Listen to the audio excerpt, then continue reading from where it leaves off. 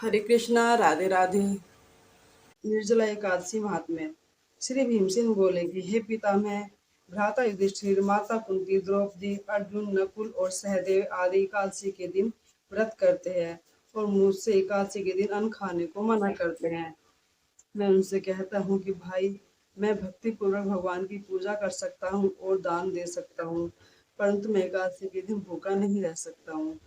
इस पर व्यास जी बोले, भीमसेन, यदि तुम नरक को बुरा और स्वर्ग को अच्छा समझते हो तो प्रत्येक मास की दोनों एकादशियों को अन्न न खाया करो। इस पर भीमसेन बोले कि हे पिता, मैं आपसे प्रथम बार कह चुका हूँ कि मैं एक दिन एक समय भोजन किए बिना नहीं रह सकता, फिर मेरे लिए पूरे दिन का उपवास करना तो कठिन है। मेरे पेट में अग्नि का वास है जो अधिक अन्न पर शांत होती है। यदि मैं प्रयत्न करूं तो एक व्रत अवश्य कर सकता हूँ। अतः आप मुझे कोई एक ऐसा व्रत बतलाइए जिससे मुझे स्वर्ग की प्राप्ति हो।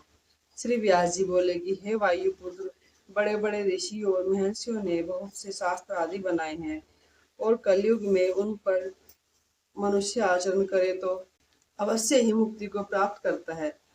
उनमें से जो पुराणों का सार है उनको मैं कहता हूँ कि मनुष्य को दो पक्षों की एकादशी का व्रत करना चाहिए, इससे उन्हें स्वर्ग की प्राप्ति होती है। श्री व्यास जी बोले कि हे भीमसेन, कृष्ण और मिथुन संक्रांति के मध्य में ज्येष्ठ मास की शुक्ल पक्ष की एकादशी होती है, उसका निर्जला व्रत करना चाहिए। इस एकादशी के व्रत में जो स्नान और आचमन में जल वर्जित नहीं है, लेकिन आचमन में 6 मास से जल से अधिक जल नहीं लेना चाहिए। इस आचमन में शरीर की शुद्धि हो जाती है। आचमन में 6 मास से अधिक जल मध्यपारे के समान है। इस दिन मनुष्य को भोजन नहीं करना चाहिए, क्योंकि भोजन करने से व्रत नष्ट हो जाता है। यदि सूर्योदय से सूर्यास्त तक मनुष्य जलपान करे तो उसे 12 एकादशी के फल की प्राप्ति होती है। द्वादशी के दिन सूर्योदय से पहले ही उठना चाहिए। उसके पश्चात भूखे ब्राह्मणों को भोजन कराना चाहिए। इस फल एक वर्ष संपूर्ण एकादशियों के फल के बराबर है। हे भीमसेन, स्वयं भगवान ने मुझसे कहा था कि इस एकादशी का पुण्य समस्त तीर्थों और दोनों के बराबर है। एक दिन निर्जला रहने से मनुष्य पापों से मुक्त हो जाता है। जो मनुष्य निर्जला एकादशी का व्रत करते हैं उनको मृत्यु के समय भयानक यमदूत नहीं दिखते हैं। इस समय भगवान विष्णु के दूत स्वर्ग से आते हैं और उसको पुष्कर विमान पर बैठाकर ले जाते हैं। अतः संसार में सबसे श्रेष्ठ निर्जला एकादशी का व्रत है। अतः यत्न पूर्वक इस एकादशी का व्रत करना चाहिए। उस दिन ओम नमो भगवते वासुदेवाय मंत्र का उच्चारण करना चाहिए। उस दिन गोदान करना चाहिए। व्यासदेव जी ने कहा कि ऐसे वचन सुनकर उसने निर्जला व्रत किया और इस एकादशी को भीमसेन या पांडव एकादशी भी कहते हैं।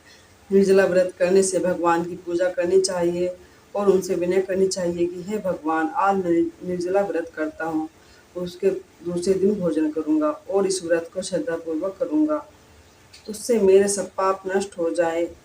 इस दिन एक बड़े वस्त्र से ढककर स्वर्ण सहित दान करना चाहिए। जो मनुष्य इस व्रत का पहर में स्नान तप आदि करते हैं उसको करोड़ों फल स्वर्ण दान का फल मिलता है। जो मनुष्य इस दिन होम आदि करते हैं उसका फल वर्णन भी नहीं हो सकता है। इस दिन निर्जला एकादशी के व्रत से मनुष्य विष्णु लोक को जाता है। जो मनुष्य इस दिन अन्न खाते हैं उन्हें चांडाल समझना चाहिए और वे अंत में नरक को जाते हैं। ब्रह्मा हत्यारे, मद्यपान करने वाले, चोरी करने वाले, गुरु से द्वेष करने वाले, असत्य बोलने वाले इस व्रत को करने से स्वर्ग जाते हैं। हे कुंती पुत्र, जो पुरुष या स्त्री इस व्रत को श्रद्धा पूर्वक करते हैं उनके निम्नलिखित कर्तव्य है कि उन्हें सर्वप्रथम विष्णु भगवान की पूजा करनी चाहिए, तत्पश्चात गोदान करना चाहिए। उस दिन ब्राह्मणों को दक्षिणा, मिष्ठान आदि देना चाहिए। निर्जला के दिन अन्न, वस्त्र, उपहार आदि का दान करना चाहिए। जो मनुष्य इस कथा को प्रेम पूर्वक सुनते व पढ़ते हैं उनको स्वर्ग की प्राप्ति होती है। बोलो विष्णु नारायण भगवान की जय। ओम नमो भगवते वासुदेवाय नमः। ओम नमो भगवते वासुदेवाय नमः। ओम नमो भगवते वासुदेवाय नमः।